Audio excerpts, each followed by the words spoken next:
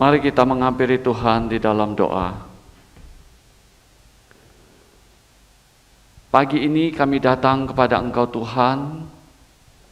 Kami memuji Engkau, meninggikan dan mengagungkan Engkau. Pada pagi hari ini juga Tuhan, ketika kami beribadah, kami sekali lagi diberikan kesempatan untuk merenungkan kasih Tuhan. Dan biarlah kami semakin memahami kasih-Mu ya Tuhan, di mana Engkau sudah memberikan yang terbaik kepada kami dengan mati di atas kayu salib, mengampuni segala dosa dan segala kesalahan kami, di mana kami tidak mungkin dapat melakukannya dan tidak sanggup untuk melakukannya, karena kami orang berdosa. Hanya Engkau yang sanggup melakukannya, dan dengan kasih-Mu Engkau melakukan bagi kami sekalian. Oleh karena itu Tuhan, pada pagi hari ini ketika kami beribadah, kami merenungkan, kami mendengarkan firman-Mu Tuhan, sekali lagi mengingatkan kami akan kasih pengorbanan Kristus di atas kayu salib bagi kami sekalian. Kami serahkan waktu ini ke dalam tangan-Mu Tuhan. Buka mata rohani kami ya Tuhan, supaya kami boleh memahami kedalaman firman-Mu, dan setelah kami boleh mengerti, mengimani, dan boleh mengaplikasikan di dalam kehidupan kami. Berkati perenungan kami pada pagi hari ini, baik hamba-Mu yang menyampaikan, maupun setiap kami yang mendengarkan. Serahkan waktu ini ke dalam tangan-Mu. Hanya di dalam nama Tuhan kami, Yesus Kristus, kami berdoa. Amin. Bapak Ibu, jemaat sekalian, dipersilakan duduk. Shalom. Shalom. Selamat pagi. Bersyukur kepada Tuhan, kita hari ini boleh beribadah kembali, ya. Dan hari ini kita masuk line yang ke-6, di mana minggu depan, mungkin belum sampai minggu depan ya, Jumat ini kita sudah bersama-sama menyambut, merayakan Jumat Agung dan Paskah. Biarlah ini satu momen yang indah di tengah-tengah COVID ini, kita masih boleh merayakan di dalamnya. Tema kita pada hari ini, di mana saya memberikan satu tema, yaitu pengalihan, pengagungan menuju penyalipan. Natsnya di dalam Yohanes 12 ayat 12 sampai ke 19. Ya, bagaimana pengagungan yang diberikan oleh masyarakat, pengikut-pengikut, murid-murid kepada Kristus, dan Yesus membawa itu semua menuju kepada penyalipan yang akan dijalankannya. Nah, untuk mendalami lagi lebih lanjut, kita akan sama-sama melihat, kita membaca Injil Yohanes 12 ayat 12 sampai ke 19. Saya akan bacakan untuk jemaat sekalian. Yesus dielu-elukan di Yerusalem. Keesokan harinya ketika orang banyak yang datang merayakan pesta mendengar bahwa Yesus sedang di tengah jalan menuju Yerusalem, mereka mengambil daun-daun palem dan pergi menyongsong Dia sambil berseru-seru, "Hosana, diberkatilah Dia yang datang dalam nama Tuhan, Raja Israel." Yesus menemukan seekor keledai muda, lalu Ia naik ke atasnya seperti ada tertulis, "Jangan takut, hai putri Sion, lihatlah Rajamu datang, duduk di atas seekor anak keledai." Mula-mula murid-murid Yesus tidak mengerti akan hal itu. Tetapi setelah Yesus dimuliakan, teringatlah mereka bahwa nats itu mengenai Dia, dan bahwa mereka telah melakukannya juga untuk Dia. Orang banyak yang bersama-sama dengan Dia ketika Ia memanggil Lazarus keluar dari kubur dan membangkitkannya dari antara orang mati, memberi kesaksian tentang Dia. Sebab itu orang banyak itu pergi menyongsong Dia, karena mereka mendengar bahwa Ia yang membuat mujizat itu. Maka kata orang-orang Farisi seorang kepada yang lain, "Kamu lihat sendiri bahwa kamu sama sekali tidak berhasil. Lihatlah, seluruh dunia datang mengikuti Dia." Nah, di dalam nas ini ketika kita baca, Bapak Ibu jemaat yang dikasihi Tuhan, di mana melatar belakangi apa yang barusan terjadi. Ya, apa yang baru terjadi? Apa yang baru terjadi? Yaitu satu mujizat yang besar yang Yesus lakukan sebelum masuk ke Yerusalem. Nah, Bapak Ibu, dalam beberapa minggu ini, ketika saya mengikuti 1 bulan terakhir ini, jemaat di tempat ini sedang mengupas, ya, mempelajari mengenai berbagai mujizat-mujizat yang ada, ya. Beberapa mujizat, beberapa minggu yang lalu terus membahas mujizat-mujizat yang ada. Nah, hari ini kita tidak membahas mengenai mujizat yang dilakukan Yesus membangkitkan Lazarus. Namun mujizat yang terakhir, yang boleh dikatakan yang terakhir, yang terbesar, yang Yesus lakukan sebelum masuk ke Yerusalem. Meskipun setelah itu Yesus juga melakukan berbagai mujizat penyembuhan di Yerusalem yang ada.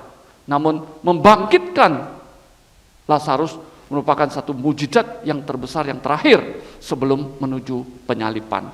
Nah, ketika saya membacakan mujizat yang terjadi membangkitkan Lazarus dengan konteks Nats di dalam pasal 12 ini, nah saya coba mengambil 2 poin di dalamnya. Yang pertama, kebangkitan Lazarus adalah mujizat terakhir yang terbesar. Ini ada korelasinya dengan kebangkitan Kristus nanti, di mana orang Saduki tidak percaya adanya kebangkitan. Jadi ketika Yesus melakukan itu sebelum masuk ke Yerusalem dan menuju salib, dia melakukan ini, membangkitkan Lazarus untuk menyatakan kepada masyarakat, orang-orang, khususnya satu kaum, yaitu kaum Saduki, mereka tidak percaya akan adanya kebangkitan. Yang kedua, untuk meyakinkan murid-murid kelak akan perihal kebangkitan sungguh ada, sungguh nyata, sungguh terjadi. Nah, ini dilakukan, saya coba menghubungkan, ya, mujizat yang terakhir ini dengan apa yang akan terjadi di mana Yesus akan masuk ke Yerusalem dan beberapa hari ke depan akan terjadi penyaliban, kematian, dan kebangkitan. Nah, untuk mendalami beberapa bagian ini, saya melihat di dalam konteks, di dalam pembacaan, di dalam pasal 12 ini, dari berbagai orang yang ada di dalam Nats ini, yaitu bagaimana sikap mereka, bagaimana reaksi mereka, selain apa yang Yesus sendiri alami untuk menuju salib. Nah, yang pertama mengenai masyarakat. Nah, di dalam masyarakat itu ada 2 kelompok, ya.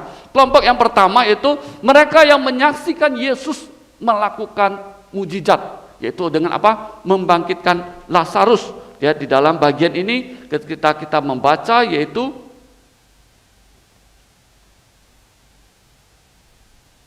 ayat ke-17.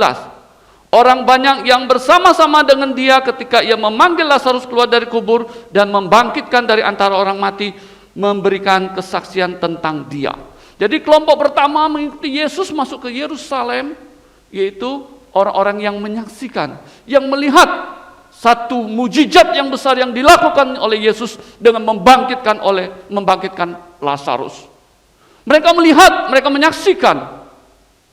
Dan setelah mereka melihat, menyaksikan, mereka terus mengikuti Yesus, mengiringi Yesus. Lalu ada kelompok yang kedua yang menyambut Yesus di Yerusalem, yaitu yang datang ke Yerusalem untuk yang mereka hendak merayakan Paskah. Ya, di dalam bacaan kita ayat ke-12 dikatakan, yaitu orang-orang yang datang merayakan pesta. Ya, pesta di dalam arti mereka akan menyambut Paskah Pondok Daun, di mana mereka datang ke Yerusalem untuk merayakan hal itu.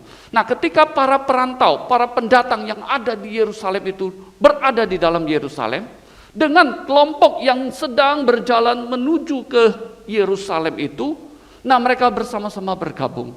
Nah, orang-orang yang di dalam Yerusalem itu mungkin tidak melihat, tidak mendengar apa yang terjadi.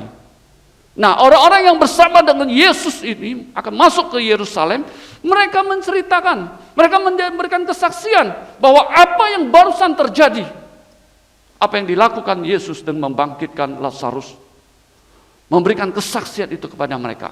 Ya kalau kita bilang untuk dunia politik, ini tim kampanyenya Yesus, ya, tim kampanyenya Yesus, gitu. Nah kalau kita lihat sisi dari penginjilan, ini adalah tim PI-nya Yesus, ya. Ketika Yesus masuk ke Yerusalem, mereka yang menyampaikan apa yang barusan terjadi, apa yang mereka saksikan, mujizat yang terbesar Yesus lakukan dan menyampaikan kepada mereka. Maka dua kelompok ini bergabung di dalamnya, ya. Mereka bergabung, mereka sedang terkagum memuja Yesus, bahkan ingin menobatkan Yesus sebagai Raja Israel. Nah, di dalam dua kelompok ini masyarakat ini kita lihat apa yang mereka lakukan. Mereka bersorak, Hosana, Hosana, Hosana. Diberkatilah dia yang datang dalam nama Yesus. Dia adalah Raja Israel. Nah, kalimat-kalimat ini mereka ucapkan di mana kita lihat di dalam perjanjian lama. Ini sudah dinubuatkan oleh Nabi Zakaria. Di dalam Zakaria pasal 9 ayat 9. Ya, sudah diserukan di dalamnya ini. Nah, mereka bersorak, Hosana, Hosana. Lalu mereka melakukan berbagai hal-hal di mana seperti apa? Menyambut, mempersiapkan seorang raja. Yaitu membawa daun-daun palem, ya, kita juga ada ya, daun-daun palem, di mana mereka simbol waktu itu, yaitu daun-daun palem selain untuk persiapan Paskah, juga di mana simbol-simbol ini sering dipakai untuk menyambut para petinggi-petinggi, ya. Nah, selain itu mereka juga pakaian mereka dialaskan untuk Yesus lewat di dalamnya dengan teriakan, dengan daun palem, dengan perlakuan sikap mereka. Mereka menyambut Yesus. Mereka ingin menobatkan dia, menjadikan dia raja mereka. Kenapa? Karena masa itu, zaman itu, mereka sangat menderita. Mereka dijajah, mereka diperbudak.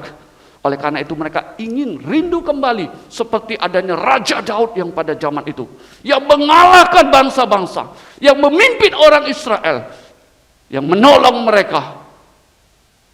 Mereka ingin menobatkan Yesus lebih daripada Raja Daud, menjadikan dia raja atas mereka, dan memperlakukan Yesus seperti raja dalam pemahaman mereka, raja di dalam dunia. Namun Yesus datang dengan style yang berbeda.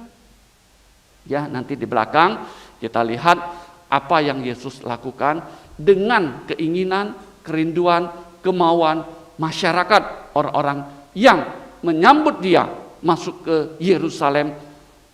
Sikap-sikap, sorakan-sorakan, pengharapan-pengharapan, keinginan-keinginan mereka.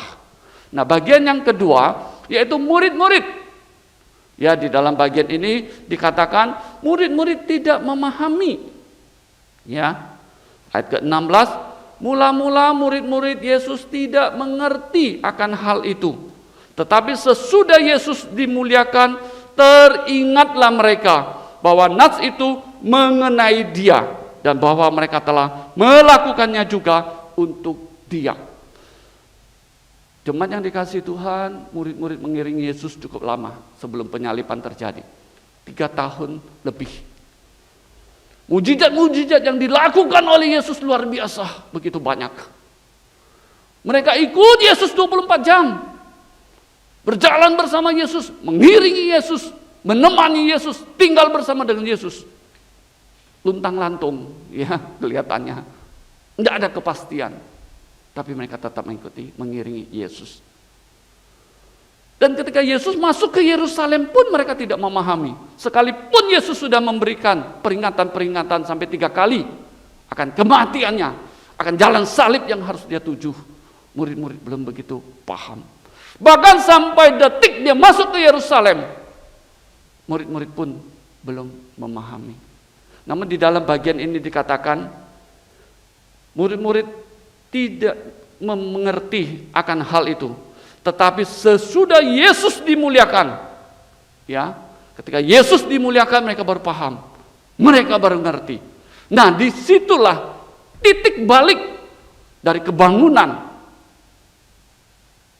radikalisme, militansi, komitmen murid-murid mengikuti Yesus, mengiringi Yesus. Sebelumnya mereka ikut, dan pada Yesus disalib mereka semua melarikan diri. Mereka tidak siap mati bersama dengan Yesus. Namun ketika Yesus sudah bangkit, Yesus dimuliakan, Yesus naik ke surga, memberikan perintah amanat agung kepada mereka, mereka menjadi murid-murid yang militansi dan memberikan diri mereka bagi Kristus. Nah, ini yang dilakukan oleh murid-murid. Bapak Ibu, saudara-saudara yang dikasihi Tuhan, apa yang kita lakukan? Apa yang kita berikan? Kadang-kadang kita seperti murid-murid Yesus. Ikut Yesus sekian lama. Mungkin dari antara kita ada yang dari sekolah minggu, remaja, pemuda, dewasa. Mungkin kita yang hari-hari hidup di gereja. Ada mungkin di antara kita anak-anak hamba Tuhan yang hidup bersama dengan orang tuanya, melayani di gereja. Kadang-kala tidak memahami Yesus, tidak mengerti Yesus, tidak mengenal Yesus sungguh-sungguh. Namun oleh belas kasihan Yesus, satu waktu, satu titik, kita memahami, mengerti, dan mengikuti Dia dengan setia. Nah, saya berharap kita yang ada di tempat ini, sekalipun jemaat kita belum banyak, namun kita adalah orang-orang yang setia kepada Tuhan, yang mengerti firman-Nya, yang hidup di dalam kebenarannya, yang setia mengikuti dan mengiringi Dia. Dengan segala situasi, dengan segala kondisi, dengan segala konsekuensi. Kita mengiringi Yesus, kita mengikuti Yesus. Nah, murid-murid memahami pada saat Yesus dimuliakan. Nah, kapan kita akan memahami Yesus sungguh? Biarlah kembali kepada kita masing-masing. Bagian yang ketiga, selain daripada masyarakat, murid-murid yang menyambut Dia, yang bersorak bagi Dia, yang memuja Dia, yang menobatkan Dia jadi raja, dan berharap Dia menjadi raja. Namun ada satu kelompok yang begitu cemburu, yang begitu marah, dengki dengan apa yang terjadi, apa yang dilakukan Yesus. Mereka ingin membunuh Yesus. Mereka mau menyalibkan Dia. Karena apa? Karena figur mereka, pengaruh mereka, kuasa mereka, keberadaan mereka dialihkan kepada Yesus. Orang menyambut Dia di Yerusalem, mereka bersorak-sorak menyambut Dia, memuja Dia, mengagungkan Dia, meninggikan Dia, menobatkan Dia untuk menjadi raja. Imam-imam itu marah. Pemimpin-pemimpin ahli Taurat itu marah. Orang-orang Farisi itu marah. Bahkan di dalam bagian ini ayat ke-19 dikatakan, maka kata orang-orang Farisi seorang kepada yang lain, yaitu kepada teman-temannya sesama mereka, kamu lihat sendiri bahwa kamu sama sekali tidak berhasil. Lihatlah, seluruh dunia datang mengikuti Dia. Wah, waktu itu Yesus disambut pasti luar biasa. Ya, yang ada di dalam Yerusalem, mereka mau merayakan Paskah, tiba-tiba dialihkan dengan kedatangan Yesus. Di belakang kelompok yang bersorak-sorak, berteriak, membawa daun palem, berseru Hosana, Hosana, Hosana kepada Yesus. Dan mereka mengalaskan pakaian mereka untuk dilewatin seperti seorang raja. Perlakuan-perlakuan, teriakan-teriakan, kumpulan masyarakat yang besar itu, semua mata tertuju kepada Yesus. Wah, membuat para pemimpin pemuka itu marah, dengki, iri apa yang terjadi pada Yesus.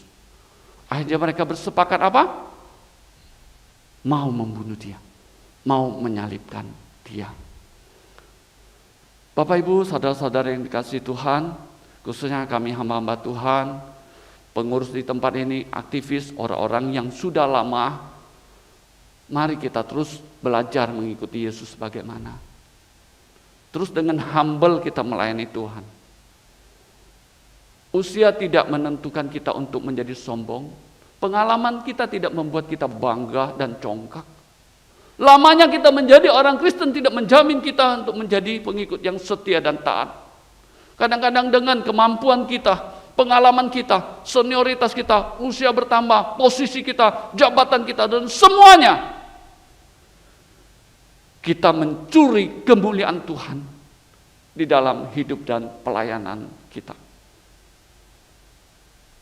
Ketika saya masih di seminari, kami sangat terkagum dengan figur Pendeta Stephen Tong. Ya, kami melihat dengan mata, kami hidup bersama dengan dia. Dia sering nginep di seminari pada zaman itu, ketika itu baru dirintis, hatinya masih di situ, konsentrasinya di situ, bersama dengan kami berminggu-minggu, berbulan-bulan, bertahun-tahun. Mungkin Bapak Ibu hanya lihat sebentar lewat video, khotbahnya, interaksinya sebentar. Kami setiap hari bersama dengan dia, melihat karismanya, kepandaiannya, kefasihannya, intelektualnya, khotbahnya, semangatnya, pelayanannya. Wah, kami sering kali ngobrolin gitu ya. Ya, lalu ada satu rekan, ya teman sesama mahasiswa. Dia bilang, luar biasa Pak Tong ini dipakai oleh Tuhan.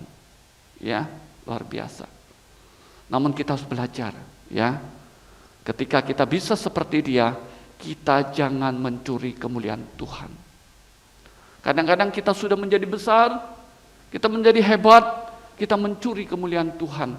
Mungkin pada saat kita menjadi mahasiswa, masih istilahnya culun-culun gitu ya. Waktu itu kami baru semester kedua, ketiga, masih culun-culun dengan polos datang, banyak tidak ngerti, belum pengalaman, belum melayani sebagai mahasiswa. Apa kata dosen? Oke, iya, hidup berasrama dengan peraturan kampus dan sebagainya. Ya masih culun, polos.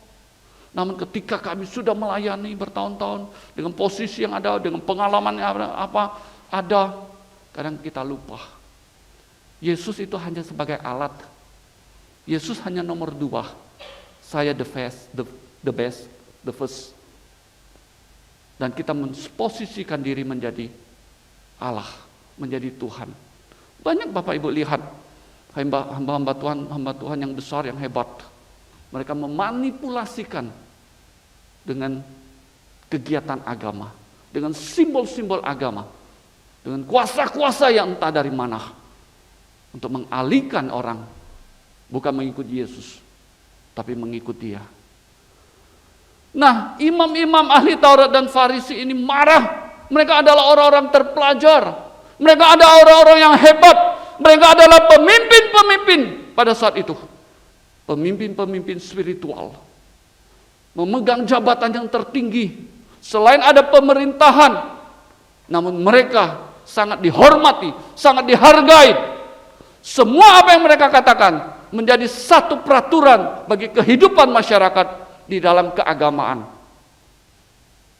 Para imam-imam dengan segala pakaian kebesaran mereka, ahli-ahli Taurat dengan segala pengetahuan dan pengajaran mereka, dan orang-orang Farisi dengan segala peraturan, dengan segala kehebatan yang ada pada mereka.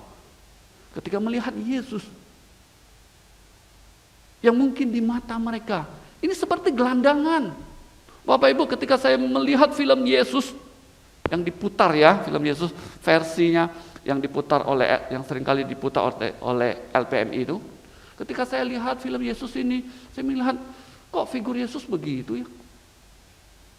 Dari pakaiannya, dari apa adanya, dengan pengikut-pengikutnya, kayak gelandangan, kelompok, ya kalau nonton film silat itu, ini kelompok Kaipang gitu ya. Kelompok Kaipang ya, kelompok Kaipang pengemis bawa tongkat saktinya gitu ya. Cuman hebatnya mereka apa? Kungfunya gitu ya. Ya, ini satu kelompok masyarakat, 12 murid, kelompok beberapa murid yang ikut Yesus, seperti kelompok gelandangan.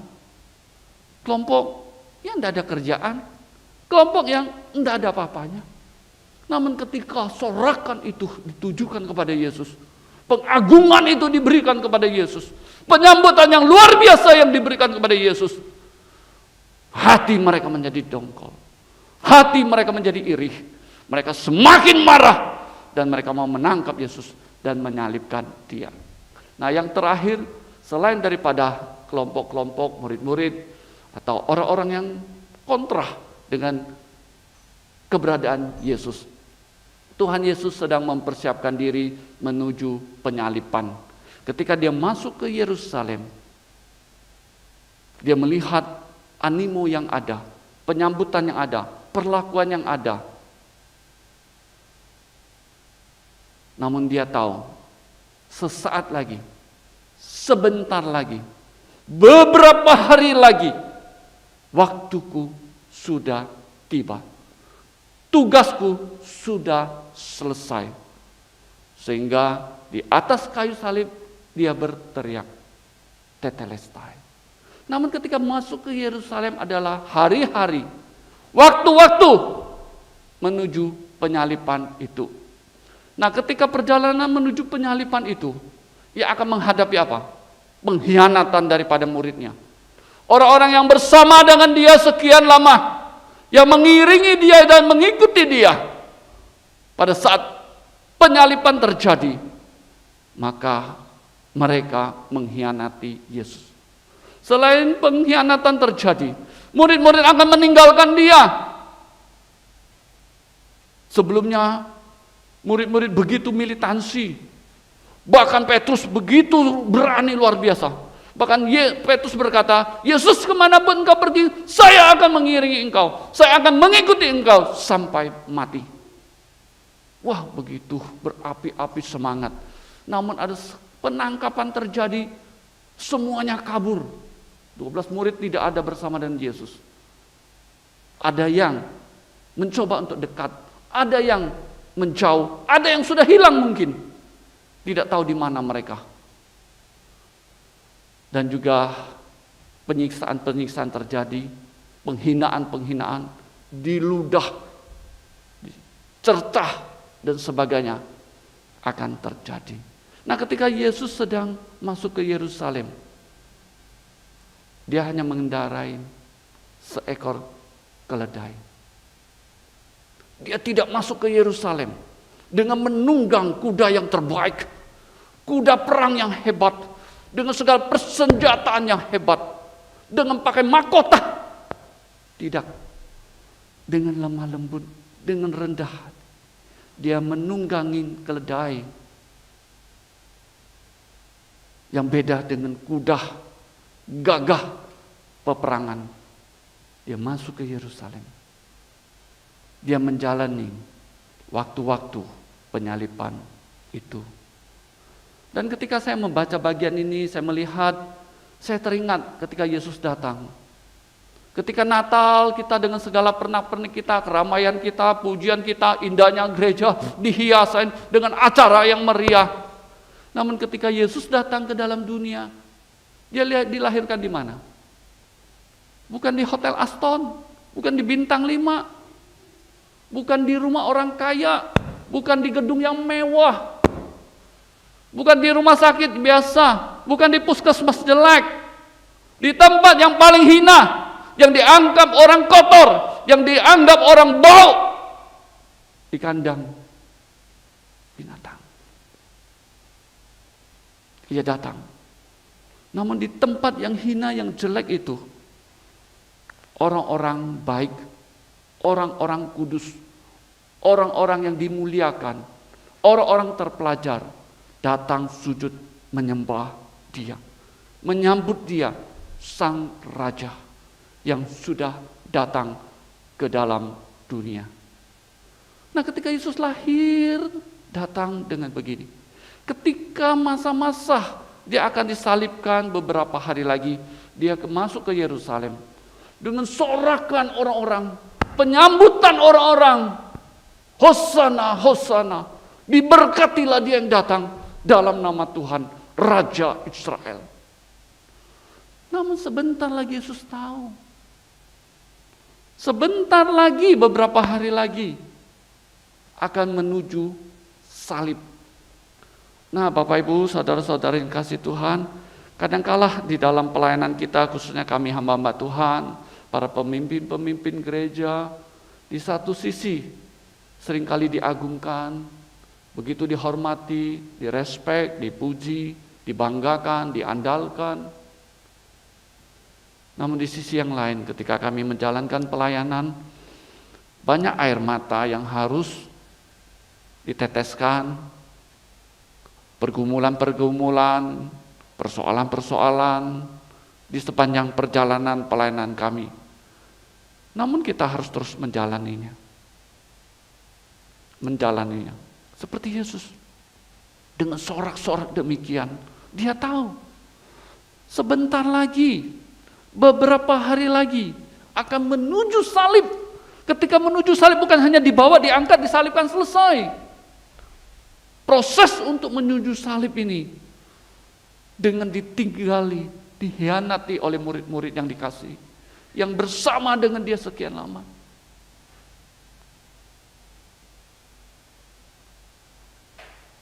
Dengan orang-orang yang selama memuji dia, sekarang berbalik meninggalkan dia. Dan dia harus tersendiri di atas kayu salib. Dengan ejekan, hinaan, olokan, tusukan, duri yang ditancapkan sebagainya. Ini dijalani oleh Yesus dengan setia dan taat sampai akhir. Karena dia tahu misinya, dia tahu tugasnya, dia tahu tanggung jawabnya datang ke ladang dunia. Nah, Bapak Ibu, saudara-saudara yang dikasihi Tuhan, ketika di dalam mempersiapkan bagian ini, merenungkan dan melihat apa yang terjadi dan apa yang dirasakan oleh Yesus dan apa yang akan terjadi dan apa yang dilakukan oleh Yesus. Biarlah perenungan kita pada hari ini sekali lagi bukan hanya kita mendengar firman. Biarlah ini menjadi satu pelajaran, satu perenungan, satu introspeksi kita mengikuti Yesus. Bagaimana kita mengikut Yesus? Apakah kita sungguh-sungguh memahami, mengerti? Apakah kita sungguh-sungguh setia dan taat mengiringi dia, mengikuti dia? Dan apakah kita rela, mau berkorban untuk mengiringi, untuk mengikuti Yesus? Bentuk pengorbanan kita berbeda-beda. Ada yang dengan harus meneteskan air mata. Ada yang dengan harus menanggalkan segala keinginannya. Ada yang harus berkorban dengan mencucurkan darahnya. Ada yang harus berkorban dengan kematiannya. Masing-masing kita berbeda. Namun pada akhirnya semuanya, maukah kita berkorban bagi Kristus kalau dia sudah berkorban bagi kita dan memberikan yang terbaik bagi kita, mati di atas kayu salib. Mari kita berdoa.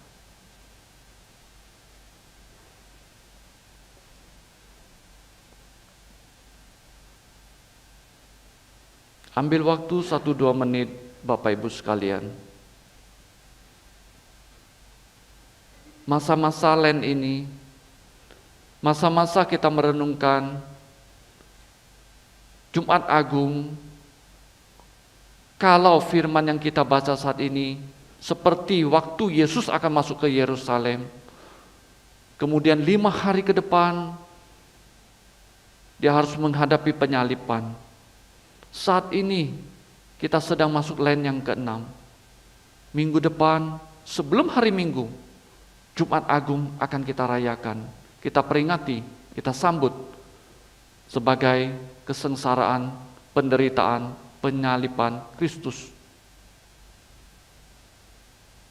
Biarlah kita mengambil satu waktu, 1-2 menit merenungkan kasih Tuhan bagi kita sekalian. Dan mungkin saat ini kita sedang susah, saat ini kita sedang menderita. Biarlah semuanya itu kita pahami, kita mengerti, tidak sebanding dengan apa yang sudah Yesus alami. Ketika kita mengiringi Kristus, kita mungkin susah, kita dihina, kita diejek, kita dikucilkan dibandingkan apa yang Yesus alami menuju salib. tidak ada artinya. Ketika penyiksaan, pelecehan, penangkapan, pembunuhan terjadi untuk mengiringi Yesus, itu semua belumlah apa-apa bila dibandingkan dengan apa yang telah Yesus alami. Mari kita datang kepada Tuhan. Kita berdoa secara pribadi. Kita berdoa datang kepada Dia.